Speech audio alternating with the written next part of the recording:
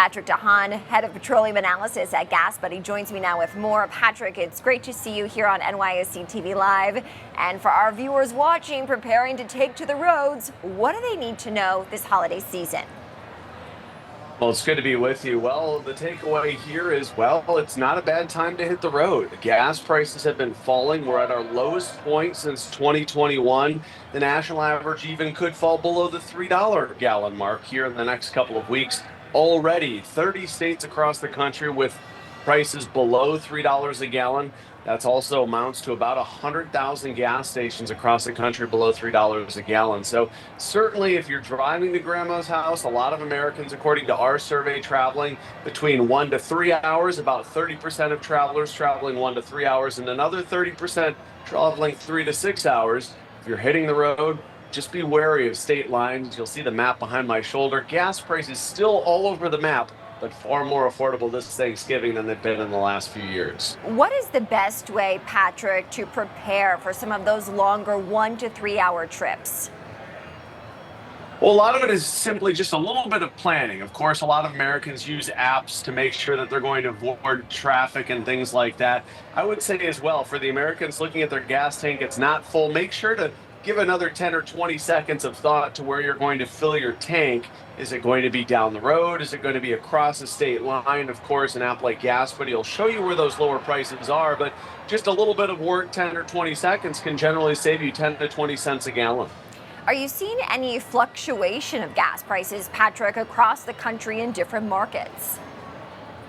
Well, without a doubt, there's definitely two different directions right now. Some states, most states, are seeing gas prices gradually decline, but here in the run-up to Thanksgiving, we did yesterday see big increases throughout Great Lakes states where they exhibit what we call price cycling habits, where prices may shoot up 20 or 30 cents only to start feathering back down again. So absolutely, the Great Lakes now experiencing some of those higher prices that will start eventually going down, whereas other areas, especially the deep south, gas prices are continuing to slowly decrease.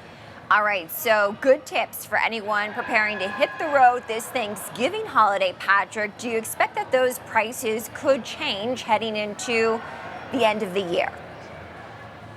Yeah, absolutely. There certainly could be some volatility as we get closer to Christmas and towards New Year's. We continue to watch geopolitical tensions, especially the Russian war in Ukraine. Escalations are happening as Ukraine has now gotten approval to use U.S. missiles, and Russia has launched an ICBM into Ukraine. So those escalations could push the price of oil up, as well as what's happening in the Middle East. Iran and Israel, seemingly maybe there could be a ceasefire involved between Israel and Hezbollah. That's something that could help push oil down a little bit as well. But certainly there will probably be some bumps in the road, maybe a little bit of increase, maybe a little bit of decrease between now and Christmas. There shouldn't be any huge moves. Gas prices still should remain at some of the lowest levels we've seen in the last few years. Interesting, Patrick. So based on this data, based on the prices, do you think it might make more sense economically for Americans to turn to driving versus perhaps heading to the skies?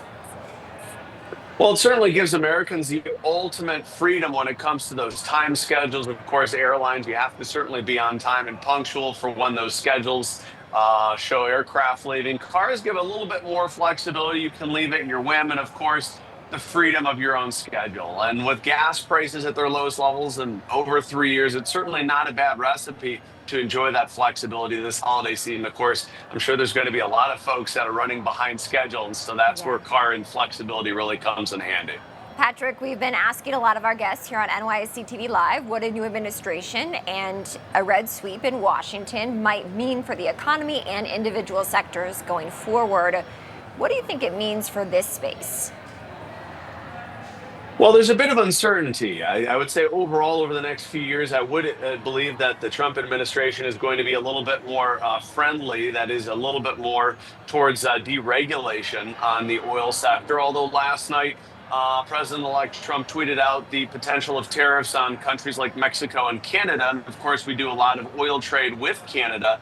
And so that could be a little bit more on the problematic side of things. Now, I think it's just a negotiation tactic, but the real question is open, that we just don't know if President Trump will initiate any tariffs on that Canadian oil moving forward. So ultimately, I think it's going to be less regulation for oil industries moving forward, and it potential will bring more oil production online, but there could be some pinch points as well, talking about tariffs. Interesting. So, of course, we will be following the tariff conversation very closely. Patrick Haan, he's head of petroleum analysis at GasBuddy. Patrick, thank you so much. Thanks for having me.